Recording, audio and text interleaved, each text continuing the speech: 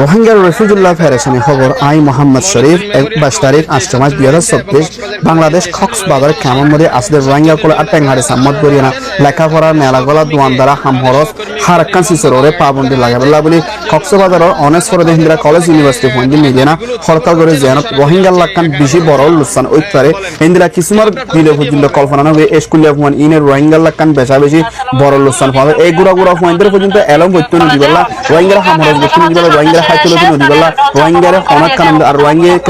একজন জরিয়া দজন লোক ইতারা ক্রাইমস গুলো বলি না বলে আমরা বাদে পুরা রোহিঙ্গার কাছে সভা করে বলে এনকা বেশি আপনাদের হুকুমত হতে আমাদের বেশি বাফন সরকার রোহিঙ্গা ক্যাম্পগুলোতে সেবা দেয় এবং পরিচালনা করে। আমাদের এক নম্বর দাবি হচ্ছে যেসব এলাকায় রোহিঙ্গারা বসবাস করে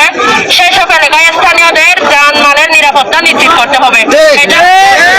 দাবি, কারণ আমরা হচ্ছে অনিরাপত্তায় ভুগতেছি, যার জন্য হচ্ছে আমাদের প্রথম দাবিটা হচ্ছে নিরাপত্তা নিয়ে। আমাদের 2 নম্বর দাবি হচ্ছে রোহিঙ্গা শিবিরের বাইরে এবং ভিতরে কোনো দোকানপাট, ব্যবসা বাণিজ্য, চাকরি, গাড়ি চালানো যাবে না। আমাদের হচ্ছে 2 নম্বর দাবিটার কারণ হচ্ছে রোহিঙ্গা লোকজন হচ্ছে এখানে চাকরি করে, ব্যবসা করে, গাড়ি চালায়, কিন্তু হচ্ছে ওনারা এখানে টাকার পাহাড় করে বৈধ অবৈধ অনেক ধরনের ব্যবসা করে, মানব পাচারের সাথে জড়িত থাকে, যার কারণে হচ্ছে ওনারা অবৈধ অস্ত্র আমদানি করে, যার ফলে ওনারা হচ্ছে অস্ত্র নিয়ে আমাদেরকে বই দেখায়। আজকের যে ঘটনাটা হচ্ছে আপনারা 3 নম্বর দাবিটা হচ্ছে আজকের ঘটনার সাথে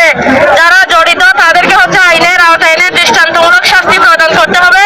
এবং ভবিষ্যতে এমন কোনো কর্মকাণ্ড ঘটাতে পারবে না। হচ্ছে 4 নম্বর দাবিটা হচ্ছে যেসব রোহিঙ্গারা এনআইডি কার্ড, বার্থ সার্টিফিকেট এবং হচ্ছে পাসপোর্ট নিয়ে অবাধে আমাদের দেশের বিভিন্ন জায়গায় এবং আমাদের দেশ থেকে বিদেশে পর্যন্ত চলাফেরা করে তাদের সমস্ত ডকুমেন্ট বাতিল করতে হবে। রোহিঙ্গারা মুসানি ক্যাম্প এবং হচ্ছে কুতুবালং ক্যাম্পে বসবাসরত অবস্থানে আছে, ওনাদের হচ্ছে বেশিরভাগ মানুষের হচ্ছে বাংলাদেশি অনেক ধরনের ডকুমেন্টস আছে যেগুলো হচ্ছে